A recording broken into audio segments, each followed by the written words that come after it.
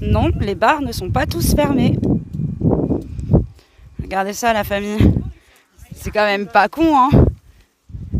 Ils me font trop rire. Il est avec sa petite cravate, là. Il y en a tout le long. Celui-là, il est énorme. Exceptionnel. Très bonne idée.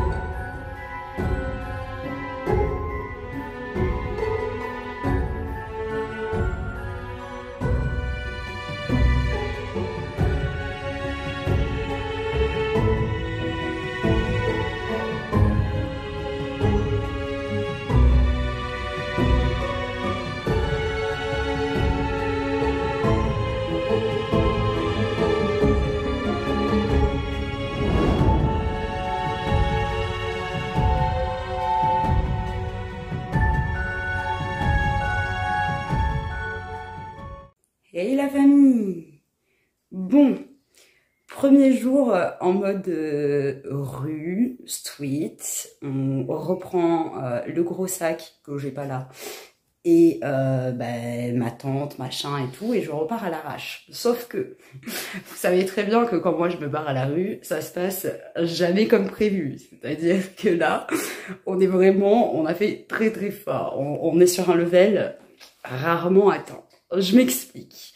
Je pars donc ce matin, je suis sur Bayonne et je vais faire un petit peu ma manche, machin et tout.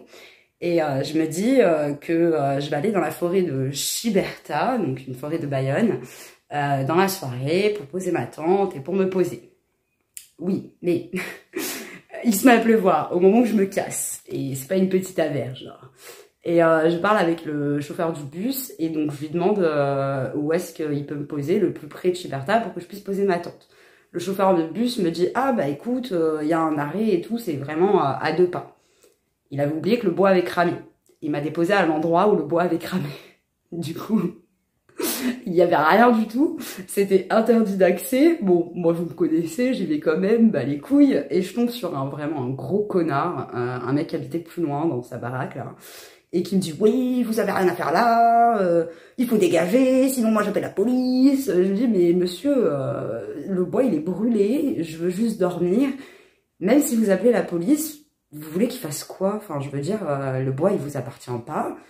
Ok, on n'a pas le droit d'entrer de base, mais vous voulez que je fasse quoi dedans? Enfin, je viens pas faire des conneries, je viens juste dormir. » Et qui me dit « J'en ai rien à foutre, les gens vous dégagez, machin. » Alors que j'étais toute seule, les gens vous dégagez, va comprendre. Bref, je me casse, parce que je me dis, vas-y, ça vaut pas la peine. Enfin, j'ai essayé de monter un peu dans le bois, et puis j'ai vu vraiment que c'était hyper galère, donc je me casse. Et je viens me poser ici. Alors, est-ce que vous allez voir derrière moi ce qui se passe? Ouais, vous voyez ce qui se passe derrière moi. Je vous disais quoi déjà dans ma dernière vidéo? Que les cimetières, c'est un endroit sympa pour se poser. Regardez.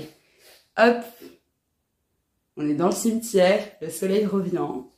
Et je suis dans un bâtiment. Donc, là, vous vous dites, la meuf, elle est rentrée par effraction dans un bâtiment du cimetière. Non, non, non. Kénélie. Jamais de la vie. J'ai fait mieux que ça. J'ai appelé la gardienne du cimetière qui avait laissé son numéro. Et en fait, la gardienne adorable, à la base, elle me dit, bien évidemment que je peux pas rester là cette nuit. En même temps, je m'en doutais. Elle me dit qu'il y a sa collègue qui va venir fermer le cimetière, mais qu'à côté, il y a la chapelle et que si je veux, je peux me poser dans la chapelle. Et en fait, elle m'explique que la forêt de Chiberta, maintenant, c'est hyper mal famé et que du coup, elle me conseille vraiment pas d'y crécher ces prochains jours.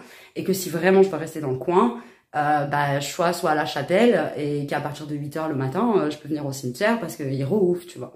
Et qu'il y a des toilettes, et qu'il y a des lavabos, il y a tout ce qu'il faut au cimetière, donc c'est pas mal. Il y a même des douches. J'ai pris une douche. C'est pour ça que j'ai les cheveux mouillés. Ouais, je suis trop bien. Et donc, à la base, je devais me barrer du cimetière, machin. Et en fait, sa collègue arrive pour fermer le cimetière. Elle me voit. Elle voit que, bah voilà, je suis une petite meuf tranquille, quoi. J'ai pas trop envie de te faire chier ni rien. Et du coup, elle me dit, non, non, mais tu peux pas aller à la chapelle, c'est trop craignos. Tu peux pas aller à Chiparta, c'est trop craignos. T'inquiète, tu vas rester dans le cimetière pour 2 nuits. Donc voilà, donc je suis trop contente parce que pour ceux qui me suivent depuis longtemps, bah, j'ai toujours voulu faire thanatopracteur ou même gardien de cimetière ou même peu importe, mais un métier en rapport avec la mort. Enfin, j'aimerais pas vendre des tombes parce que ça m'intéresse pas, c'est juste de la vente. Mais j'aimerais vraiment travailler dans un métier en rapport avec la mort, avec le mortuaire. Et je me trouve abri dans un cimetière. Et en plus, je vais vous montrer tout à l'heure la salle à l'intérieur de laquelle, pardon, je dors. Vous allez voir qu'on peut pas faire plus thanatopraxie, là, c'est pas possible. Non, je vous rassure, il n'y a pas de mort autour de moi. Mais la salle, je pense, très sincèrement, vous me dites ça en commentaire, qu'il y en a pas mal d'entre vous qui n'y dormiraient pas. Voilà. Alors que moi, je sais que je vais y être royale. Voilà, voilà. Bisous la famille. Bon, la luminosité est pas énorme, mais comme promis, je vous montre la salle où je dors.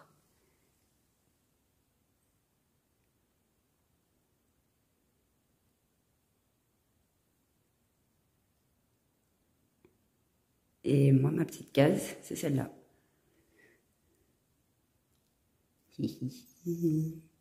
Voilà, voilà. Au calme.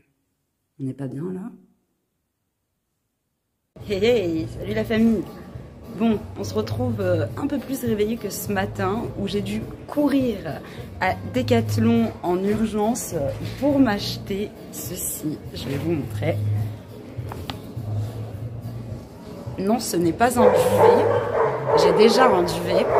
C'est un matelas gonflable parce que le mien m'a lâché cette nuit et que je dormais, comme vous l'avez vu, chez les morts, en compagnie des morts.